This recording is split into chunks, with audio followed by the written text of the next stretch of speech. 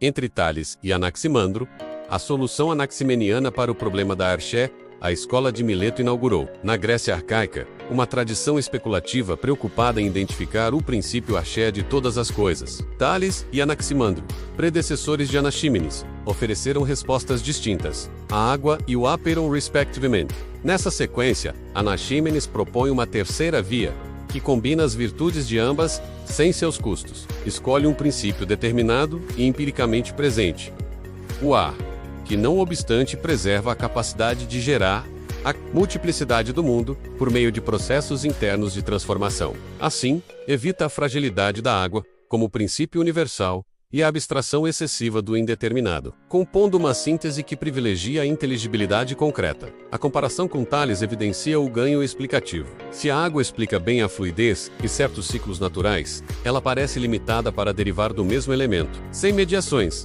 estados como fogo ou pedra. Anaxímenes, ao introduzir a graduação de densidades do ar, obtém um espectro contínuo de formas que vai do rarefeito ao compacto, acomodando tanto o ígneo quanto o sólido. Em outras palavras, ao invés de escolher um elemento que represente apenas uma família de fenômenos, Anaxímenes opta por um princípio cuja elasticidade ontológica permite abarcar famílias diversas mediante regras de transformação. Já em contraste com Anaximandro, que postula o apeiron como indeterminado e infinito, a escolha do ar recupera a força do sensível sem perder a ambição de universalidade. O apeiron responde elegantemente ao problema de como o determinado pode emergir do indeterminado, mas o faz à custa de uma distância experiencial que dificulta a ancoragem do discurso na observação. Anaxímenes, ao contrário, ancore-se em fenômenos cotidianos, respiração, vento, condensação atmosférica menos, para sustentar a passagem do uno ao múltiplo, sem abandonar a pretensão de totalidade. Seu projeto sugere que a universalidade pode ser concreta,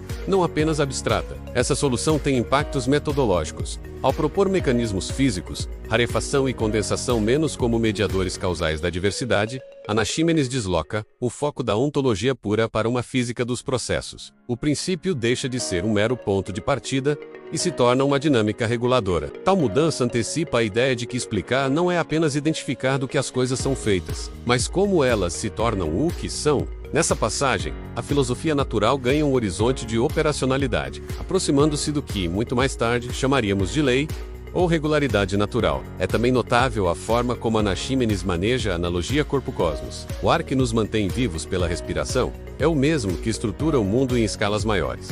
Essa analogia não visa antropomorfizar o universo, mas construir continuidade entre níveis de realidade. Ao fazê-lo, Anaxímenes cria um paradigma explicativo que legitima a extrapolação controlada. Os indícios do microcosmo valem como guia para o macrocosmo, desde que coerentemente articulados. Essa metodologia favorece uma filosofia que, sem instrumentos laboratoriais, recorre a invariantes fenomenológicos para orientar a teoria. No horizonte histórico, a proposta anaximeniana contribui para consolidar a confiança na razão natural, ao dispensar intervenções arbitrárias e voluntarismos míticos. Ela afirma que o mundo pode ser compreendido pela inteligência humana mediante poucos princípios. A insistência em derivar a pluralidade por transformações internas a um único substrato aponta para um ideal que a ciência moderna retomaria: unificar sem reduzir, explicando extensões de fenômenos por modelos comuns. A força desse ideal reside em sua capacidade de economizar hipóteses, sem desqualificar a riqueza do real. Ao fim,